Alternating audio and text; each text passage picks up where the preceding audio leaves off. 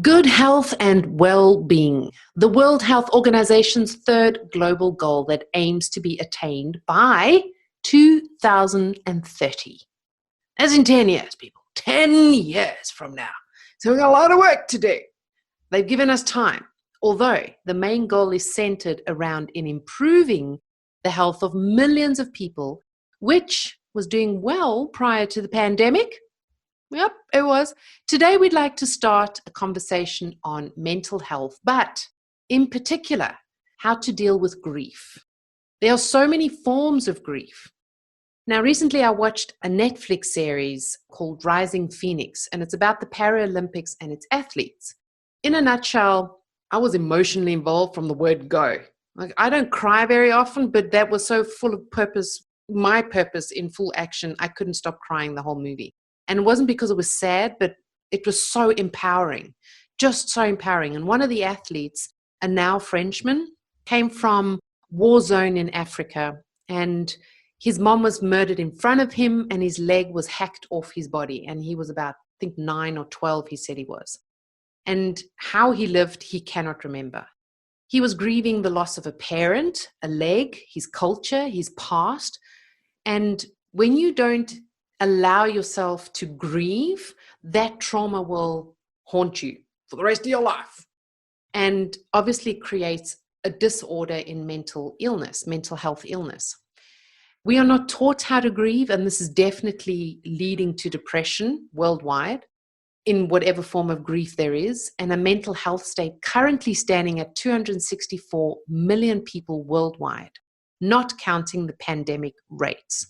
And we need to talk about this. I know for myself that I haven't been taught to grieve, always being the strong one and the pillars for others. And it wasn't something where it was like, okay, well, you're the strong one, you'll do it. I don't know, just picked up on it and I just carried on, which is why the subject is so important to talk about. Today we have Katie Rösler, a licensed counselor and grief healer with over 12 years of experience in helping couples, individuals, and families live healthier, happier lives. And we have Verushka Veyers, an award-winning pediatric and neonatal nurse, passionate about the little lives being brought into this world and their well-being. We're going to be conversing about grief from two polar places, one in the hospital and the other outside of the hospital. Now, if you're joining us for the first time, it's probably good for you to know that at Future Forward Hub, I usually get together with my contributors and we converse about one of the 7 World Health Organization global goals that we support. When we converse about this topic, we then give the topic a 4 to 6 week break before doing this podcast conversing about the topic again. And why we do this is because us humans change. We can change within an instant. You could almost call it PMS, but we won't because we're not all just female. But we can change our viewpoint through conversation, through hearing something that shifts and disrupts how we've been brought up, what our conditioning is.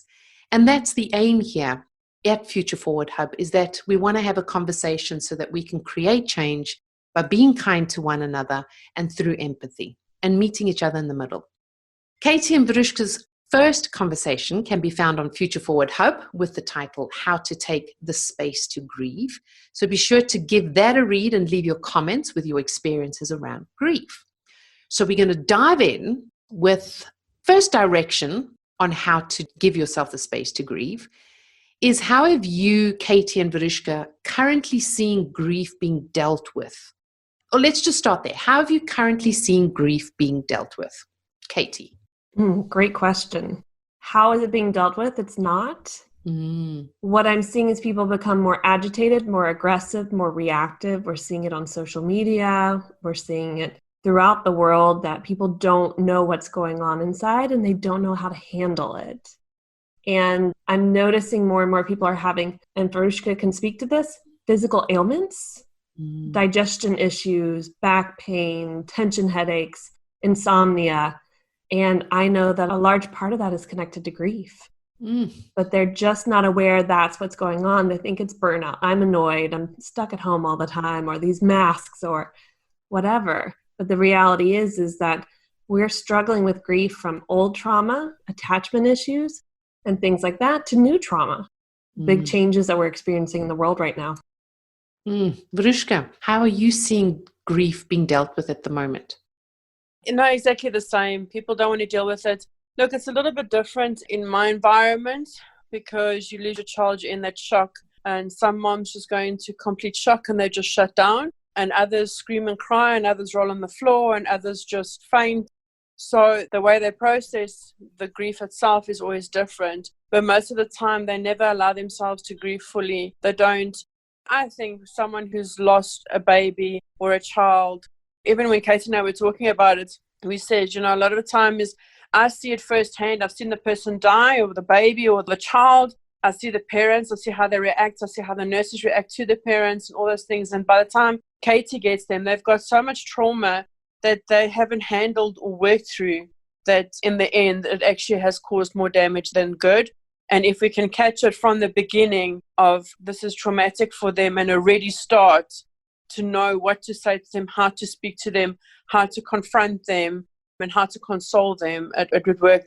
I think that the process of actually accepting the grief and not hiding from it or not working through it would actually be a lot better for them. You both brought me to a question that I actually hadn't noted down. So 2 things. What are signs of grief? You mentioned that before, Katie. Just going a little bit more in depth, what signs are in terms of grief, and what is the stigma around grief? What's being misunderstood around grief? Are we just taking it as, we haven't had a good cry? So for our listeners listening to this, where they're going, grief, give myself space to grieve. I'm sure I gave myself space to grieve somewhere along the line. What are the signs to show where you're going, you haven't given yourself that space? And what do you think, Katie? Well, let's start with the phases of grief. They're there for a reason so that we understand. We go through all of them and we don't go through them one at a time. It's like a spring. You kind of go up and down and up and down and up and down through different. Really? Yes. So we have denial, which many of us have experienced, that feeling of there's no way this is happening. I'm just going to act like it's not occurring. I usually use the example of denial of when teenagers find out their parents are divorcing. It's usually like, that affects you, not me. So I'm going to go live my life, but then I'm going to be super reactive and I'm going to go do things to release how I feel, but it's all about you. Wow. So we have denial, we have bargaining. I could have done something. Maybe if I take care of this, this will change. We see this, and Verushka will tell you, miscarriage. If I had done this, if I had tracked this, if I had felt this differently, there's so much pressure that we control so much. In reality, we don't. Then we've got anger. So we all know that emotion. We're agitated, frustrated, irritated, the fire within us, high blood pressure, cholesterol, tension headaches, all of that coming out. We've got depression, the sadness that I don't want to get up. I stopped taking care of myself. It's not always, we don't always realize that sadness or that depression is linked to grief. We assume it's just like, I'm just overwhelmed with life right now. There's just too much on my plate. And what happens when I work with clients and I go, well, let's break this down. Something is triggered in them. This overwhelm reminds me of loss of control. And I have felt that throughout my life. And that was taken from me when I was 7 and taken from my home, or whatever it might be. You trace it and you see where it started. And then we have acceptance and finding meaning. And those phases, usually people are aware they're grieving when they get to those phases. But you can go from denial to anger to sadness in a day, and then have acceptance and then go back to anger. So for me, some of the signs of, hey, something's not right is if you have days of continuing to feel unsettled because of injustices in the world or things like that, it's triggering something in you that has a past. So we associate grief with sadness. Everybody thinks death or I'm grieving, I'm crying. But the reality, grief itself is a journey. It's a whole process. And Verushka and I talked about this when we did our blog, that we have to go on this journey, all of us. And it happens throughout our lives. But because we're taught that crying is a weakness, for women, showing anger is a bad thing, or bargaining, you're just trying to be too controlling, you're type A, we never allow ourselves to do it. And so it builds up inside of us. Wow. And you mentioned it now, the stigma around grief is that it's mainly associated with the death of something, Right. as Right. opposed to the process. There's been a process behind it, or getting to And that point. crying. For some reason, it's just linked to crying. Like grieving is crying. You've cried, you've had your year of sadness and missing them. You should be over it now. It should be done. That's huge. What do you think the stigmas are? Or what do you feel the stigmas are around grieving, Mariska? The thing is, people, especially in the nursing environment, I was saying to Katie, like when I started, it was just like it's unprofessional to cry with a patient.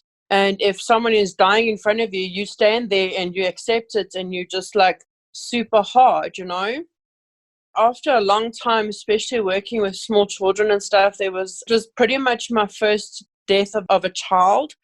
And it was the cutest little girl. She had Down syndrome, lovely family, but she just kept getting lung infections. And we heard she had been in the ICU. And because we didn't, in the specific hospital, we didn't have an ICU for kids. So she was in an adult ICU and we were all down there. We were watching her and we were watching all three doctors they were all resuscitating her. Even the nurses that were working with her. So you have three doctors rotating, you have two nurses rotating, and they're doing everything. And the parents were standing next to us. And this nurse and I were both standing there. And at that time, I was just qualified as a sister. I'm trying to like not cry because I'm thinking you can't cry in front of the parents. This is something that you don't show this weakness. You have to be professional and be like, it's okay, this happens. You've done all you can. And you like consoling the parents kind of thing, And I was incredibly hard and I took it to heart a lot of times. So the adrenaline's pumping, the child passes away, and the dad shook each and everyone's hand. And to hold that in, to be like, thank you for trying so hard to look after my baby. And you're like, cry, don't cry. This is definitely not the time to cry, And you walk away from there. And by the time you get home, you've held in this grief and this sadness and it really is basically the crying. And it's not even your own child. It's not even, and yes, it is connected to death and stuff, but my environment is connected to death continuously. I mean, one morning, basically, I lost two like micro prem babies. It's not a nice thing. It's not comfortable. It's not fun. And when after working in a different hospital and I saw the doctors crying, I saw other nurses crying, and I was like, why are you guys crying? You should like you just don't do things like that. And Katie was like, she was even like, you guys didn't cry. And I'm like, I mean, I saw a dad cry and like die in front, like he was dead on arrival. And there's nothing worse than to hear people crying for their loved ones. It is the worst sound, like that heart-wrenching. I couldn't take it. I said to him, I can't stand here and then just be completely like a rock and then not say anything. And I realized this affects the family tremendously. To have someone stand next to you while you are grieving for a loss of someone, whether it's anyone, the normal response to someone dying is to cry. It's to feel that sadness of a loss, and to stand there and just be totally like a rock breaks people completely. And I saw the difference between moms who lose their babies, who lose their family members, and you hug them and you're crying with them. They soften and they cry harder, they cry more, they express themselves, they go through emotions. They like, what happened? How do I fix this? What am I feeling? And then you go through every detail that you did. Some of them want you to go step by step for everything. So it really is a very emotional time. And for a nurse to have it every single day, and it's not an exaggeration, you literally lose patients every day, or they come in with like no prognosis whatsoever, and they will pass. So to have that grief and to not express it and to not go through, that's why they call it the 5 stages. You have to go through those stages, because if you skip one and you don't accept or acknowledge or even bargaining, I'll do whatever, please, especially in the time when they're actually resuscitating the babies, you're like, oh, Lord, if you let this happen, I'll, do whatever you want. And when I started at the new hospital, I lost my first baby there, and I was literally standing with a doctor and a nurse, and this nurse and I actually were fighting. So there was like no love there, but we were working on this baby. And the baby passes and she calls time of death. She asks us, and we're like, I'm not used to that at all. And she's like, do you guys agree we stop? And we're like, yes, because you can sort of see when they sort of leave, like they're just not there anymore. And I just said to her, can you excuse me for a moment, please? And I walked away and I cried. And when I came back, she's like, you can cry. It's a sad thing. It's a sad mum. I'm like, no. She phoned me the next day to make sure that I've had the grieving process. Like, did I grieve it? Did I accept it? Do I understand what happened? She explained everything to me. And I said to Katie, when I knew that the reason she died made sense to me, I could accept her going. And that's the same process. Like I was saying to you with our mother, that where she starts pulling away the same grief when something's happening in their life and they start denying it and they're like, okay, now it is really happening, and okay, it's just an infection, he'll get past it. But okay, but now it's not going away, and the months are moving on here. I can't handle this anymore. I can't look at him anymore. It hurts too much. Let me pull away so when he leaves, I won't feel that pain. And it doesn't matter because you will obviously feel the pain, but now you're not going to face it, so now you're going to add guilt to it. Why didn't I stay there in his last time before death? Why wasn't I with him in that time? And that's why I was like, I can't go and see him. You have to see him. I can't make the time and effort. You have to make the time and effort. And in that phase, though, like there's so much focus on the patient. I would love to know, wouldn't it be helpful, like when police officers have traumatic experience, they have to take off and they have to have counseling. Yeah. Wouldn't it be helpful to have grief counselors like Katie that are in the hospitals? Because it's not the norm for something like that to happen. Have you experienced that, Katie? Have you been in hospitals or with nurses where you can, because the nurses have, like you said, they've got the 5 stages and you're doing it for the client, for the patient, but you're not doing it for yourself. And that just keeps building up. That's something we talked about that's really lacking. I think it depends on the hospital, the organization itself, what their mission statement is, what support they're willing to give. Originally living in the United States, I know they have programs where they outsource and they will give you recommendations of who to go to. Wow. But it's not necessarily mandatory unless you've done something where your job is on the line. But to be honest, I would love to see corporations and businesses have someone on hand because, you know, if you look in the corporate world, it's like you have a loss or a major adjustment or a grief. Okay, well, we still expect you to be here on Monday. Good luck this weekend. There is no care and concern anymore. It's all money focused. I really think businesses, companies, organizations around the world really could shift in this and be a better support so that it's not so much of a stigma. Get over it, push it under the rug, move on. Are there enough grief counselors or even nurses that have grief or have the qualification as well? I'm going to use qualification or experience to attend to corporates or nurses. How limited are grief counselors?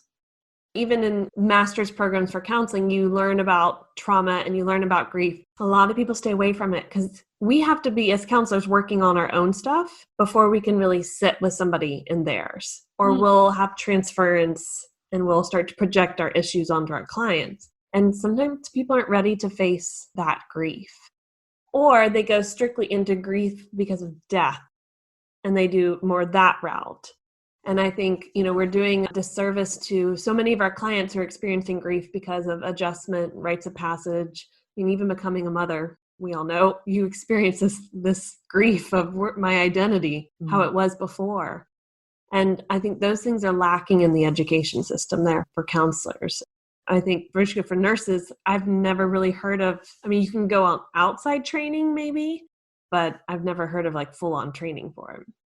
Yeah, they don't allow you to do grief counseling. You basically, either you have that passion for someone or the empathy for someone that you actually feel, if you felt lost, then you know what it feels like and then you can comfort them.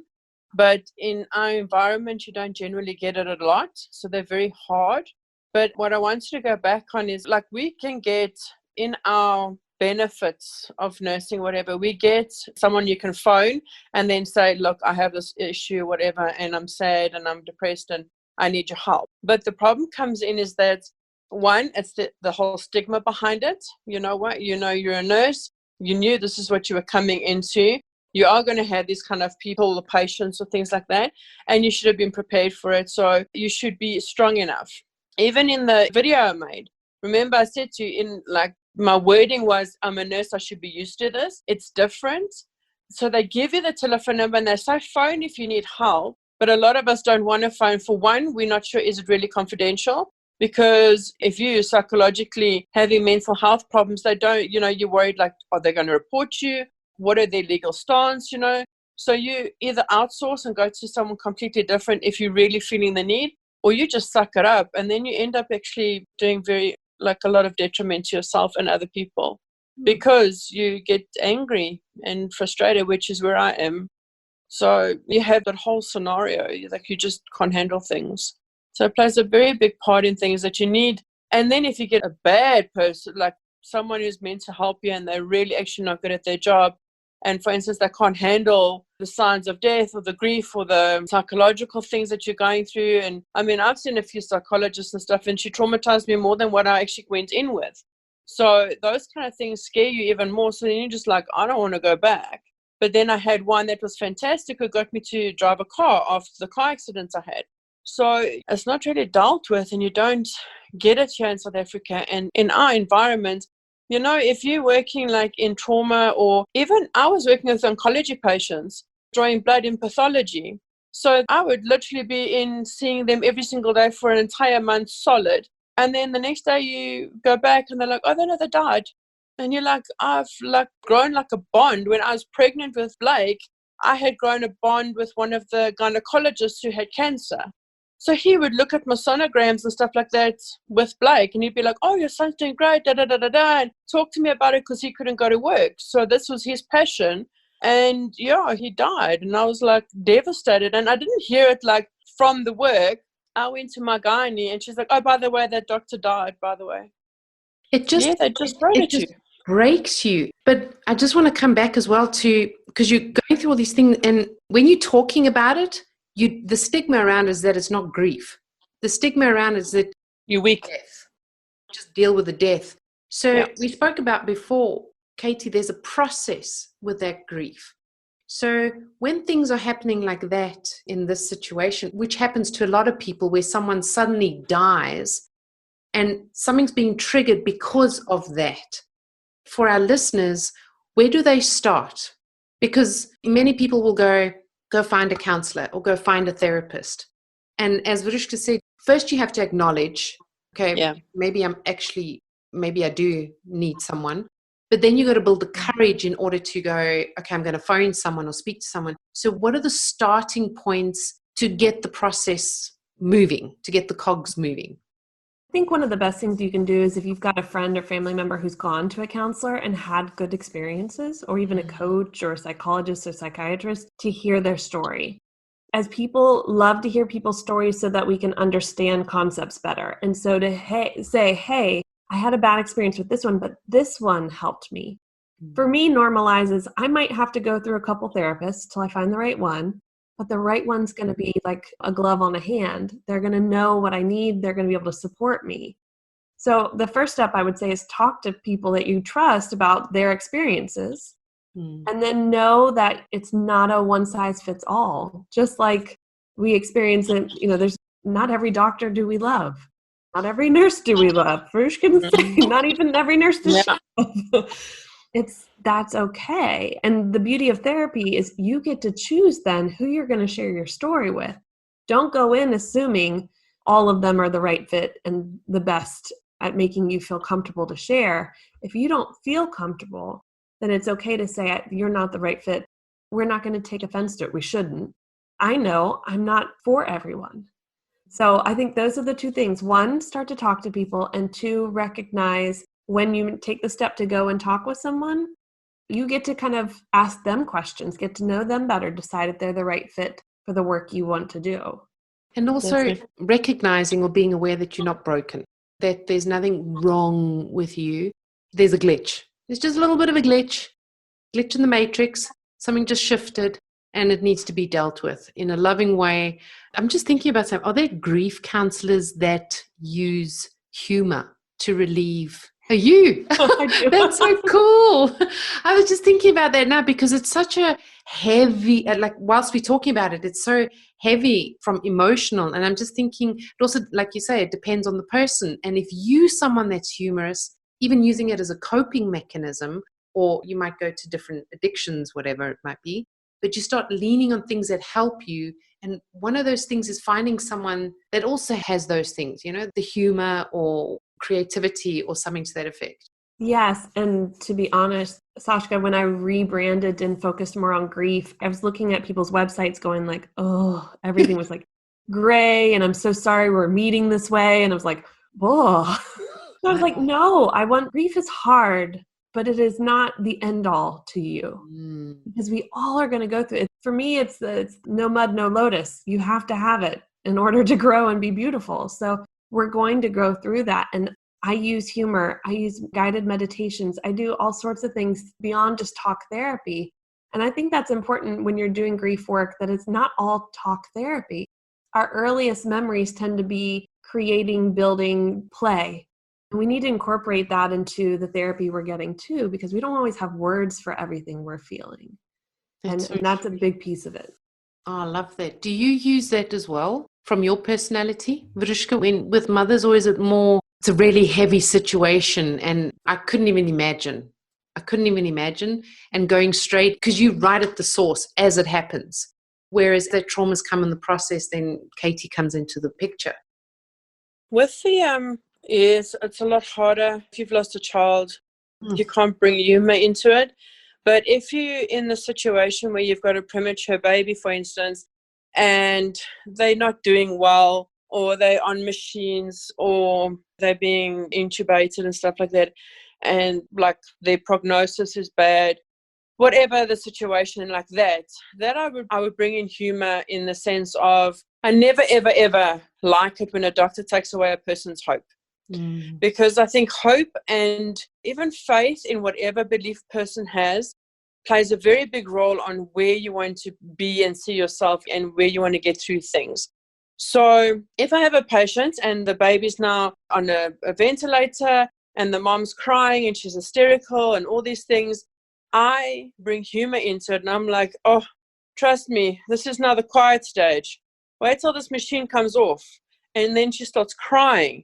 And oh my God, and then you have a girl. And then I start like bringing in like my daughter's psychotic because she screamed blue murder when she was 2 years old because she wanted pink food for like 3 weeks solid. So I had to buy like pink strawberry pops. And then I start talking about other things. And then they relax and they realize, okay, it's not so bad. But I also allow them in that time frame to accept what's happening, because information is key. That's why I always say, like, communication and information is key. It keeps people calm. If you tell them enough not to freak them out, and you tell them never to Google things. So you give them words that they cannot Google. So you're like, when you're like talking about ventilation, you're like, they're on a ventilator.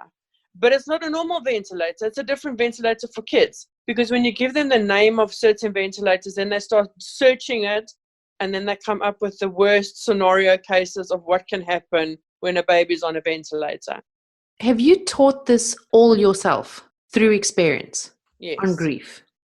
Katie, when you hear of this, on the one hand, sadden you, and on the other hand, delight you? Because on the one hand, it's so much hard work to learn it firsthand it's just so much work. And on the other hand, it's like, it could have gone faster. It could have made your life a little bit easier, and then adding on top of it. Like, shouldn't things like this be part of a study? Training, for of sure. A qualification? Mm-hmm. Totally should be a part of a training. What I know, not just from having a conversation with her, but those people who can bring humor in appropriate ways and feel a person and sit with them, they've been through it, they've walked it, and they've been willing to walk it. There's this quote that just goes around online. Nobody has claimed it. I'm going to go through the fire and I'm going to bring buckets of water out of this fire, because you're going to have to go through the fire, but I have these buckets of water. I can't walk with you through your fire, but I can give you some things to cool off from the flames, because I know how it feels. And I think when I talk to people who are able to say, yes, I can bring humor into it and I know how to, or I know when to be silent and just hold them, or be angry with them. then I know they've had the buckets because they've gone through the fire. I mean, that's huge. Like, just listening to it, I'm just like, whoa. I didn't have that when I had my kids and I had postpartum depression. I was just like, Martin. What did I say? Martin. I don't know who Martin is, but Martin. Martin. I said, anyway, it doesn't matter. Oh. Postpartum. No, postpartum depression. It's, I don't know. people, the listeners, Leave it's Martin late. alone. It's late and I'm tired. No, but anyway, anyway, point is, I was in such depression and I didn't even know about anyone coming to, and add to the fact that I'm in the middle of a cow town. So I didn't even know if there was anyone here, but I secluded myself for 6 weeks. I didn't go outside and do anything. I didn't understand how to feed. It was a nightmare. And then even going into the second child and third child, it didn't get better. I just kind of learned from the process, but it could have been made so much easier just knowing these things. And wrapping it up or bringing in a summary, the space to grieve. What space do we need there to grieve? What is the space that we need to give ourselves permission to grieve? I think it depends on the person. So if it's in relation to a death and it is in the first year, the space to grieve is stop filling up your calendar with so much stuff. And I need to do this and this and this and this and all these projects because you're avoiding the grief. And after that, it's around anniversaries, giving yourself that week. I mean, I feel it weeks before mentally I go, oh God, the anniversary is coming up. So letting your body speak to you of, hey, you need to slow down and give yourself space. If it's grief because of moving, family situation changing, like divorce or separation, broken dreams. I thought my child would live this way and they're this way. Or I thought my life would be like this and it's not. Then when you start to have those thoughts, don't start to escape. Don't get on your phone and start watching, something else or whatever. Sit down and write it out. What are you feeling? What's going on? That's what it means by creating the space. When you feel it come up, when you notice it, don't run from it. So it's not like, hey, every Saturday from 2 to 3, you're going to grieve. I mean, if you needed to do it that way, please. But create the space when you feel it come up. Know yourself well enough to know around holidays or around certain situations. I think about parents who had this vision of their child graduating from college and going off and doing these things, and the child decides to do something else. Well, if they go to other friends' kids' graduations, they're going to be feeling it. Allow yourself to, okay, we'll come to the party for 30 minutes afterwards, but I can't go beyond that. And then I need to go home and just cry and accept that my child's fate is different than what I wanted. Or you have to create that space. And take this space. How do you feel, Virushka? Okay, Sashka. You know what? My biggest fear, exactly what Katie said now, people need to grieve in their own time and how they want to grieve. And you should never force it, but you should also recognize when you need to stop living in the past and move forward. So you've lost someone, you've lost something, you've lost your job, your divorce, your family, your child, your whatever, a friend has now moved away, any kind of loss that you feel. And you need to know now, okay, look, somewhere along the way I have to stop. But what really comes in here is your support system. But like good support, not just a friend who's like, I did get over it, it's like been like 3 weeks now and it's not that bad. Like friends like that are not worth having because they just don't get it. You need someone who is like, look, I understand you're grieving, but you've got cupboards now full of your husband's clothes and he's left you for another woman. The guy's an arse. So I nearly used inappropriate wording right now, but arse is okay. And you help them move forward and you make humor out of it. You know what I'm saying? And you like take your shirt and whatever and you're like, oh my God, did you really let him wear this? Like, oh, thank God he's gone somewhere else because dude, totally, this is like, what was he wearing? What were you even thinking about dating a man who wears a shirt like this? And you just make it feel okay for them to get rid of their stuff because people hold on to things that they don't need or want, and you need a support system and you need someone to say, no, it's enough. You're allowed to grieve for as long as you want, but now's enough to get out of that ditch and start moving forward with your life. Never stop grieving in that sense, but you can move forward. If you find yourself stuck in the victim role of your past, That's when the problems are, where it's, this was done to me, life is beating me up, God or some higher powers against me, he left me and I'll never find someone again. When you get in that mindset, that's to me like red flags. Okay, it's time to do something. Yeah. And that's where you need those people. You need those friends that are like, look, seriously, like, I love you, bro, but let's move on now. Let's get your husband's stuff out of your cupboard because it's taking up space for your next man who actually wears proper clothing. Just really get it out there, make a day of it. I don't know. Something actually just occurred to me, the question that, it's actually quite an important question, I feel. What's the difference between mourning and grieving? Because they're seen as the same thing. So for me, mourning is the event of sadness we have after the event. And grieving is the process and the journey. So that's where people get mourning and grieving, those two words confused. Yeah. And it's like, well, I already did grieve. I cried at the funeral. That was mourning. No, you mourned, yeah. Grieving's the journey. This is the full acceptance that life wasn't the way you thought it would go. That person's no longer around, or how you thought this would turn out didn't turn out. You didn't get that job. You got fired from the job, whatever. So grief is that journey, letting go of what should, in quotations, have happened and didn't. And we got to let that go. But mourning is sadness we feel after, like right after something occurs. That's so interesting, because I recently, as in probably the start of lockdown, so it's a few months ago, mourning the loss of my old identity and stepping into the new one.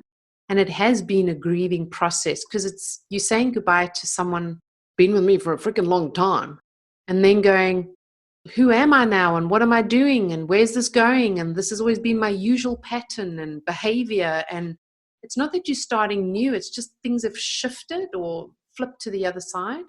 So I think that's important to recognize for the signs as well, as, are you mourning or are you grieving? Which phase are you as well, to move forward, to move towards that space and to create that space to grieve and to mourn and moving forward there. Ooh, man, people, I'm a new person.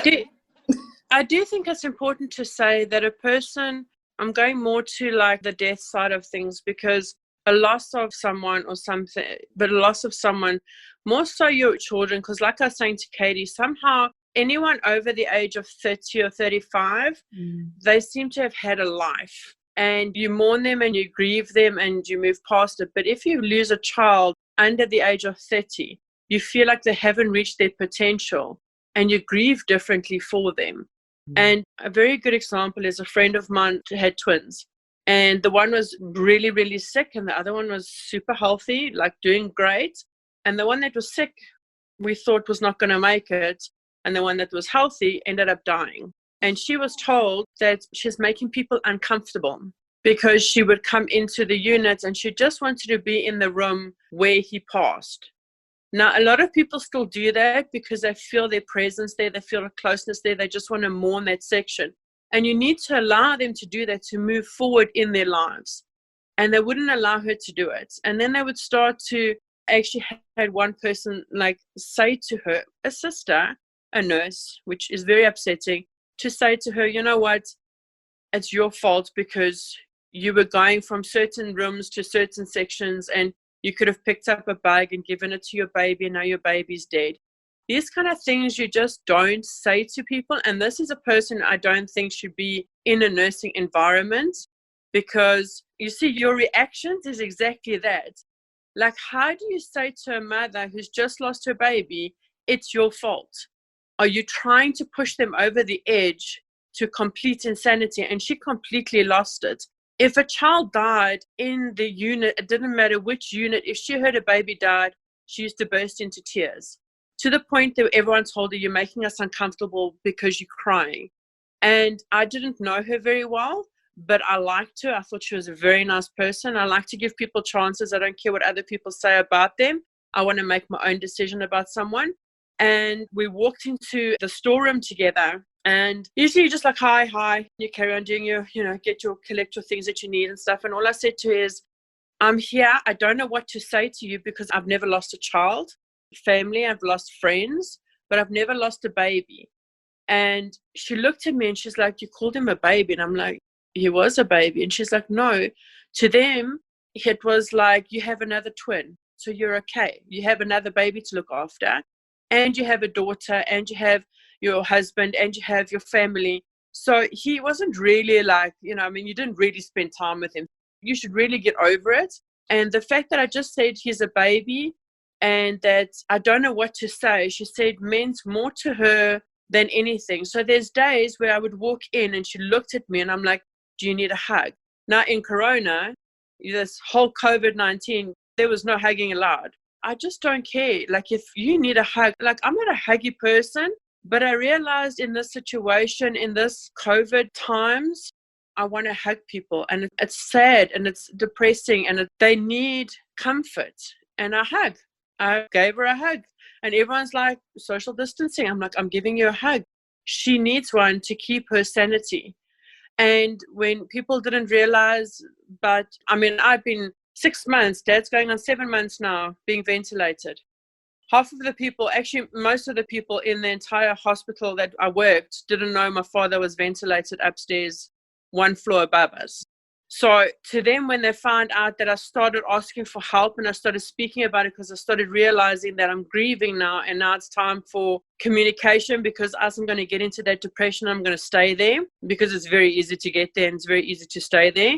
But it's saying things, and then I started sending out the messages and stuff. And when people realized it, they looked at me differently. And I said, don't feel sorry for me. I don't need you to feel sorry for me and sadness for me. I need you to just say hi. Are you okay? No, I'm not. I'm here for you. If you need me, give me a hug, do something. And that's what a person sometimes needs.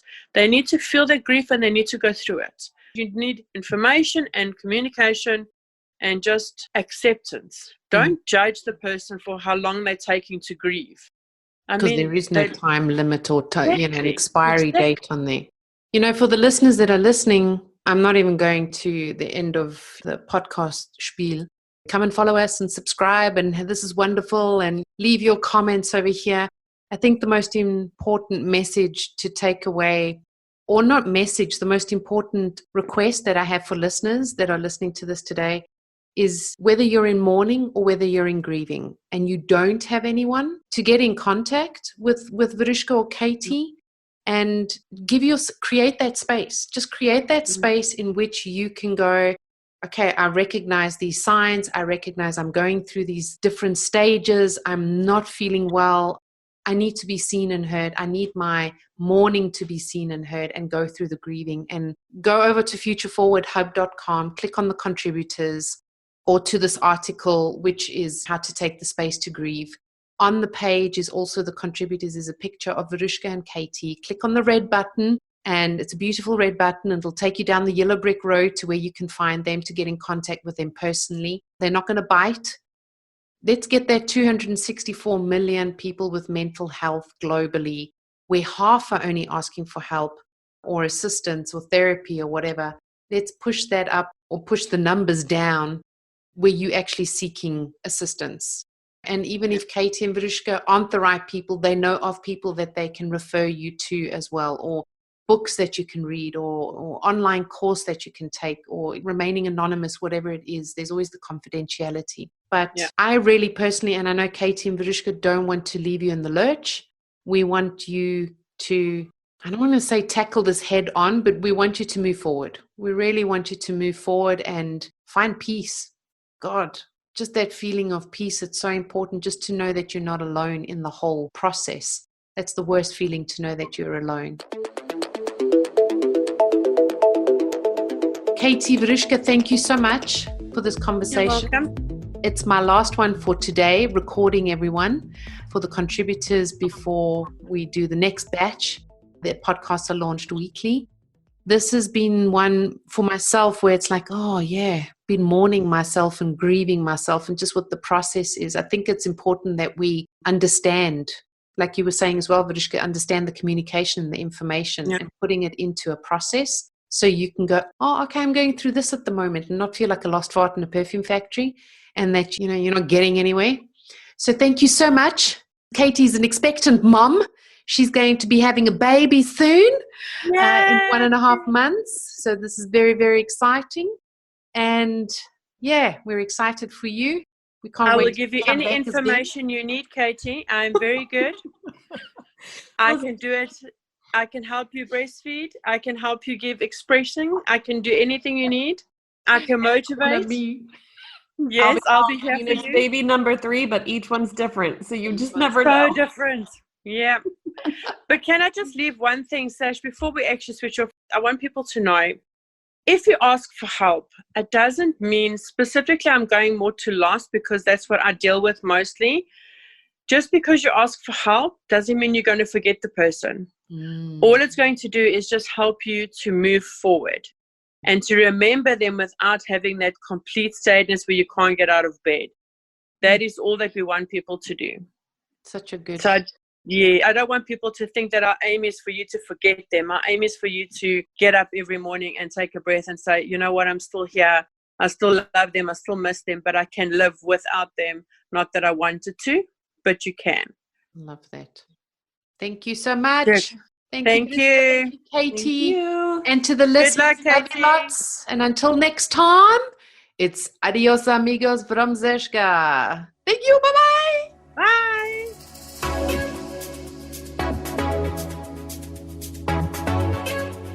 Yoo-hoo! Thank you for listening to this episode. You know, if you really enjoyed this podcast, why don't you subscribe? Hop on over to futureforwardhub.com and sign up for the newsletter. I would love to keep in contact with you about new episode releases and, of course, the live Future Forward Hub events. And, by the way, if you have a burning topic that you want to converse about, apply on futureforwardhub.com/podcast, scroll to the bottom of the page and apply to be on the podcast. And you know what would be really appreciative? Subscribing on your favorite listening platform and leaving us a review. Let us know how we are doing. This means the world to us. And until the next episode, thank you for being a part of the community. I love you. Mwah.